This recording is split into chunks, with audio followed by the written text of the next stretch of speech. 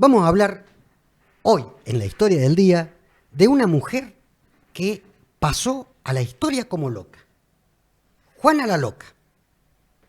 Era hija de Fernando de Aragón y de Isabel de Castilla. La historia nunca se mostró condescendiente con ella y fue inevitable que como reina fuese comparada con Isabel la Católica, la mamá, mientras a la mamá le llamaban la reina guerrera, a Juana le tocó el mote de la loca. Pero vamos a hablar de ella. Juana, de la cual ahí tenemos un retrato hecho en esos tiempos, ¿no? Nació en Toledo el 6 de noviembre de 1479, pocos años antes del descubrimiento de América. Era una criatura hermosa, inteligente, sensible. Desde niña se evidenció en ella una sensualidad latente que llevó a su madre a extremar una severa educación, porque se creía que en ese tiempo eso estaba unido a lo erótico y a lo lascivo, ¿no? Pero la tendencia a lo místico que tenía la niña, que en ese tiempo también estaba pensado, unido a lo erótico, despertó en Juana la idea de la vocación religiosa. Quería ser monja. Los reyes no se lo permitieron, ya que le habían prometido en su adolescencia al archiduque Felipe de Austria, aquel Felipe el Hermoso que pasa en la historia, ¿no? El hijo de Maximiliano I. Guarda. Juana tenía 16 años cuando se encontró por primera vez con su prometido. Y le hicieron, como era costumbre del tiempo, un retrato. Y ahí sale Juana con Felipe en el retrato. Al principio llega Juana para encontrarse allá en Bélgica con Felipe. Felipe no se presenta. Está como 3 meses parada Juana en un castillo, hasta que va Felipe. Le habían mostrado un mal retrato, al parecer, a Felipe. Ahora, apenas se vieron, la atracción fue inmediata. Se saltaron todos los protocolos, incluso para casarse, a tal punto que el cura tuvo que bendecir la unión desde afuera de la puerta. O sea, Felipe la agarró directamente y se la llevó a la cama, ¿no? Y así empezaron los primeros tiempos felices de la pareja, pero el matrimonio no cambió mucho a Felipe, que había crecido en las cortes flamencas. Era medio picaflor. Era un muchacho de costumbres sexuales permisivas y abiertas, y esto a Juana no le caía tan simpático, ya que se había criado en las cortes españolas, ¿no? Que eran unas cortes muy conservadoras, y esta actitud la escandalizaba. Pronto aparecieron los celos, las recriminaciones, los enfrentamientos entre ellos, y a pesar de todos estos problemas, Juana y Felipe tuvieron 6 hijos. Al parecer, Juana tenía una angustiosa necesidad de yacer con Felipe, al que le suplicaba un sexo permanente. Y Felipe se acabó hartando, ¿no? Así tomó Felipe la perversa decisión de negarse a mantener relaciones con Juana, sin importarle el hundimiento moral a que llevaría a su esposa. Juana ya solo pensaba en que las mujeres buscaban a su esposo y lo que obtendrían de su esposo aquello que ella no obtenía. Por derecho propio le correspondía, dicho sea de paso, pero que por decisión de Felipe él mismo se lo privaba. Cuenta la tradición que debido a los celos de Juana y su facilidad para dar a luz, su segundo hijo nació en un pequeño retrete en el Palacio de Gante. Ahí tenemos la foto, que es la foto 4, del Palacio de Gante, donde la reina había acudido a una fiesta para vigilar a su marido, ¿no? El que nace en ese retrete es el futuro rey de España, Carlos V, que crea el Imperio Español. Vamos. ¿Cómo venía más o menos la mano? Juan había mandado a unos espías para ver qué hacía el marido allá lejos, en Flandes, y el espía le manda una carta, que estaba con una mujer. Es una mujer desvergonzada, dice la carta. Una manola de armas llevar, de esos que tanto le gustan a su marido. Entonces Juana agarró los caballos y se fue para Flandes.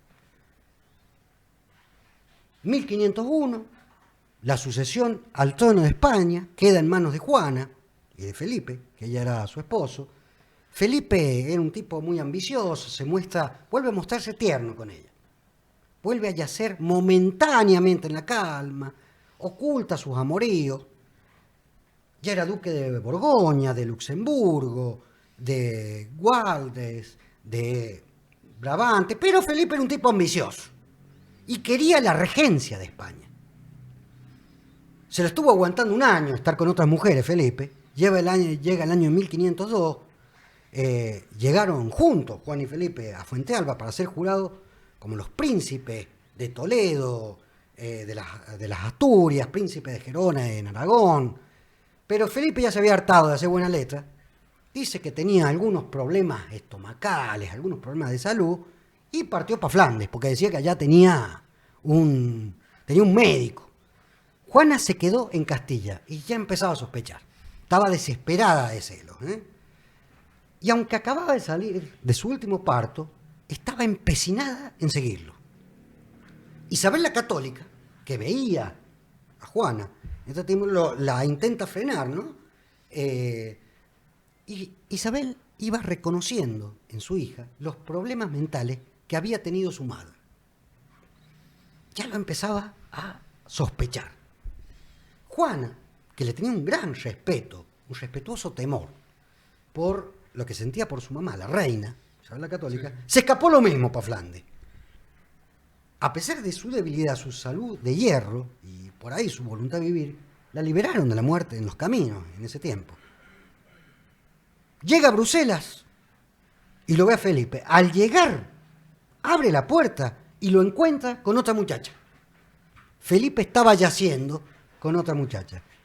Agarra unas tijeras, Juana, enfrenta a la muchacha que mantenía relaciones con su esposo, la insulta y le lastima todo el rostro, la lastima entera. Le corta unos mechones de pelo y se los tira, de una preciosa cabellera rubia, dice la crónica, y se los lanza a la cara a Felipe. Se arma un escándalo en toda la corte, ¿no? Pero más o menos para el mismo tiempo fallece la reina Isabel, la mamá, ¿no? Y Juana es nombrada reina propietaria de Castilla y Aragón. Por lo tanto, también propietaria de América. Ya en ese tiempo, claro. Su padre queda de regente de Juana mientras los nuevos monarcas llegaran. Parece que Fernando de Aragón, el papá de Juana, no se llevaba muy bien con Felipe, con su yerno. Ya le veía, ya le había sacado la ficha. Y la mala onda era mutua, ¿no? Felipe esgrimía la pretendida locura de Juana, de su hija, y tenía ganas de apoderarse de la regencia de España. Por entonces Felipe se había contactado con las facciones opositoras a su esposa, que no querían a una mujer, no reina, que era inestable, poco dedicada a los asuntos de Estado y demasiado interesada por su marido. La situación se agravó un poquito más, porque tuvo que juntarse Felipe el Hermoso con Fernando, con su suegro. Quedaron juntarse en un punto para ordenar el tema del poder en España. Y se produce lo que se llamó la Concordia de Villafalia, 1506. Ahí tenemos la foto. Pero resulta, el asunto fue así. Fernando de Aragón cae con su escolta personal. 12 tipos, 15 tipos. Pero Felipe cae con un ejército de 3.000 tipos. Y le dice, ahora, papá, las condiciones las impongo yo. Fernando dice, más sí. Pero temiendo en serio por su vida, fue una situación muy grave, termina firmando y dice, sí, está bien, vos y Juana sos los regentes de Europa, de América, pero a mí me dejás algunas ganancias del oro que viene de América. Y yo me voy para Nápoles. Fantástico, se lo sacó del medio, del suelo, ¿no? Como quien dice. Mientras tanto, Juana estaba completamente desinteresada de este asunto y los provocaba eternos escándalos en la corte. Corriendo de un lado para el otro en el palacio, persiguiendo a su marido por callejuelas y lugares de encuentro furtivo. Se producía la furia en Juana y castigaba muy seriamente a las amantes que tenía el marido, que por cierto eran varias, y caía en un estado de abyecta sumisión frente a él. tanto en privado como en público. Esto hizo que muchos aliados se alejaran de Juana y la dejaran sola. Viendo esta situación, 1506, ya estábamos, Felipe, junto a algunos cortesanos que lo apoyaban, intenta meterla, recluirla a Juana en un convento, diciendo que estaba loca, fingiendo, diciendo, vamos, es demente, y orquesta un golpe de Estado. Se junta en la corte, muy bien, pero Juana se entera, agarra, pese a su estado, se viste de reina, va caminando por la calle, ¿no?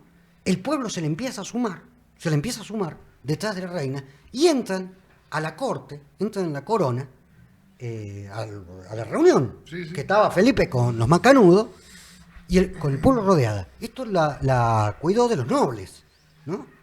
Entra en el recinto, lo saca Felipe del trono, le dice, ¿qué hace ahí? Acá la reina soy yo. Lo saca y se sienta, demostrando que si quería podía ser tan cuerda como cualquiera. Ahí tenemos también un cuadro que está en el Museo del Prado, en el cual retrata ese momento. Imagínense el momento. La reina, estamos casi saliendo de la Edad Media, ¿no? Sí, la sí. reina caminando por la calle con el pueblo detrás. Pisando la modernidad. Claro. Felipe se sintió humillado delante de la corte, no había otra forma. Sí. Se negó a firmar cualquier cosa y bueno, dejó que ella sea la soberana, dale. Al poco tiempo se acerca nuevamente con algunos mimos a Juana y consigue llevársela a Flandes. Se van de viaje. Más o menos las cosas se iban acomodando, pero un suceso tiró por la borda la poca cordura que supuestamente le quedaba a Juana. Los primeros días de 1507, septiembre de 1507, Felipe, después de jugar un partido de soulé, que es un partido de pelota, el soulé es el antecedente del fútbol.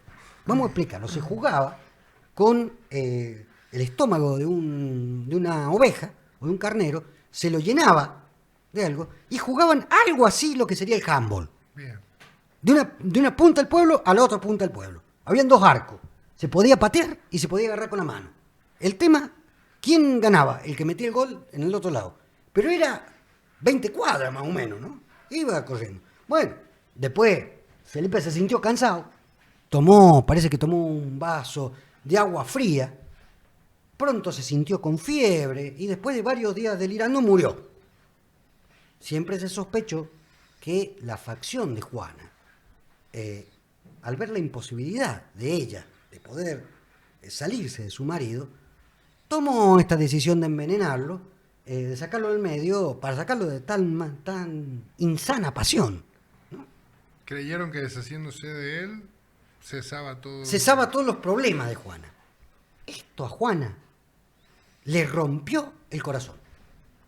Juana lo amaba hasta la locura, pero no lloró ni volvería a llorar jamás. Al morir Felipe el Hermoso, Juana tenía 28 años y había reinado solo un verano. Embalsaman el cadáver. La reina se viste, en realidad se viste ya de negro, pero viste el cadáver con un traje de brocados, calzas rojas, de borceguí. Lo deja varios días en el lecho conyugal. Ella dormía con el muerto al lado. No se separa de él ni un segundo.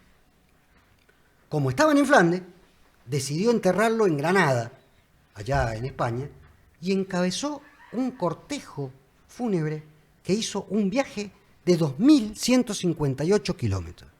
Ahí tenemos el mapa del viaje. Acuérdense, estamos en el 1500. Esto se hacía a caballo y a pie. 2.158 kilómetros.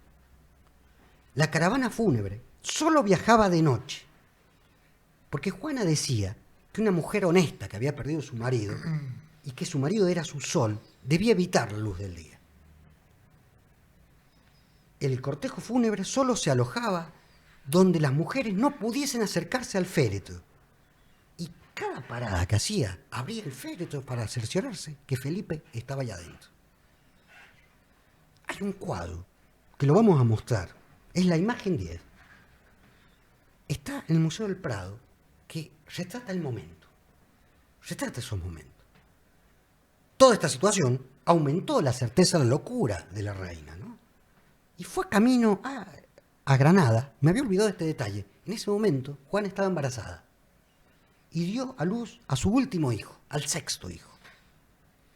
Y apenas llegan a Granada, pierde todo interés en gobernar. Mandó a llamar a su padre, al viejo que lo habían mandado allá a Nápoles, para que se hiciera cargo del reino. Y ya nadie dudaba de que estaba loca. Se negaba a cambiarse de ropa, a comer, se negaba a bañarse, se acostaba sobre el féretro de su esposo, viajaba abrazada a él, se negaba a entregar el cuerpo, que ya se estaba corrompiendo, y no permitía su entierro.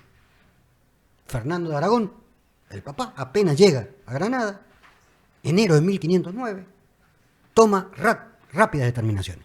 Encierra a Juana con el consenso de todos los nobles en el castillo de Tordesillas. También tenemos la imagen del castillo de Tordesillas, ante la absoluta indiferencia de Juana.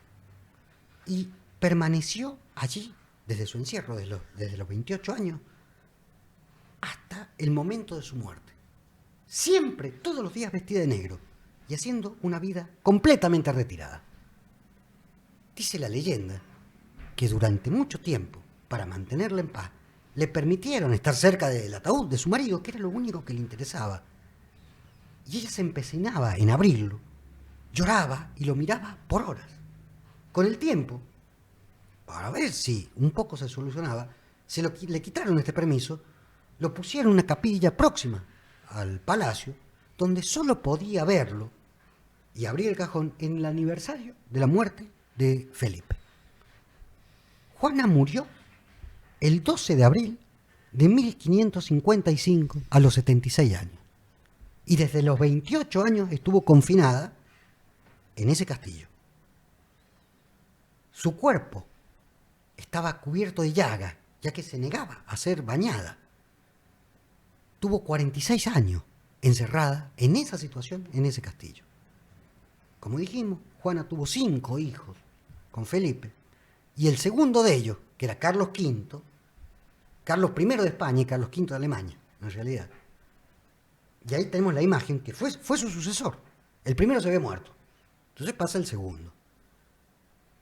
Y este hijo, Carlos V, inaugura la etapa más esplendorosa del Imperio Español, lo que se conoció como el Imperio Español. Y duró tanto tiempo, hasta 1800 y pico, que en realidad dura hasta que Napoleón invade. No solamente fue rey de España, tuvo 19 coronas, español, sino que también fue emperador del Sacro Imperio Romano. Claro, Germánico. claro. O sea, era este es un muchacho muy especial porque hasta el momento. Las coronas que no le pertenecían, Carlos V había tomado la determinación de comprarlas. Entonces, algunas le pertenecían y otras se las compraban. Al único que no lo pudo comprar fue al zar de Rusia, pero es porque le quedaba lejos en realidad. Bien, a pesar de la demencia atribuida a Juana, supo mantener discusiones muy inteligentes con el principal enemigo que ella tenía, que era el cardenal Cisneros. Esto fue llevado al cine en forma magistral y al teatro en una obra que se llama El Cardenal de España, que la inmortaliza con una locura mucho más lúcida de aquellos poderosos que la mantuvieron y la mantenían durante todo este tiempo encerrada. ¿A quién mandamos al cielo y a quién mandamos al infierno? En esta, iba a decir, y está bien que lo diga, esta historia de amores tóxicos. Sí, en principio. Una tragedia. En principio. Mandar a una persona que llega a la locura en base al amor, en base en cualquier cosa, a un infierno, es mandar a un enfermo. Y es hacer una injusticia. Juana no podría ir a un infierno por haberse vuelto quizás loca por amar a alguien. Ahora, aquel infierno de los seductores que supo decir el Dante, que es el séptimo infierno, es el octavo infierno, en realidad. el primer piso del octavo infierno sí le correspondería a un Felipe. Más que Felipe el Hermoso, tenemos que verlo calificado Felipe el Promiscuo. Sí, sí. No dejaba títere con cabeza. Y el malo, la persona que se aprovecha del amor del otro para su propia conveniencia. Y sin medir Sin el riesgo. importarle cuánto lo haga sufrir al otro, que eso es lo más perverso. Es perverso. Ese Es el perverso. Justamente, tenemos, ¿cómo eran? Vamos a explicarlo. ¿Cómo eran a dónde lo estamos mandando este Felipe? Están los infiernos del Dante. El Dante tenía 9 infiernos. Vamos a mostrar una foto. Nosotros lo estamos mandando al octavo infierno. Son los distintos círculos del infierno. Los círculos, claro. Cada pecado o condición tiene un lugar. Tiene un lugarcito. Donde ir al castigo eterno. Tiene un lugarcito. Ahí van a ver cómo se compone el octavo círculo del infierno según el Dante. Y dice, alguna vez también lo usamos a esto. Alguna vez ya lo usamos. Ya lo hemos usado. El primer círculo, la primer fosa de este octavo círculo, era los que iban los engañadores seductores, los proxenetas también, ¿no? Y el último de estos, de todas estas fosas que había en ese infierno, eran los que falsificaban cosas, personas, dinero o las palabras. Los que mentían también, No básicamente. que mentira. Yo diría, voy a ser condescendiente, de que el engañador seductor, y ese mote le daría a Felipe, que no le mentía demasiado, pero sí con su seducción la destruía. Entonces merecería, en principio, ir al octavo círculo del Dante, a la primer catacumba del octavo círculo de Dante. Sí, concuerdo. Ya en el segundo bloque seguiremos hablando de estos dos muchachos, Felipe y Juana.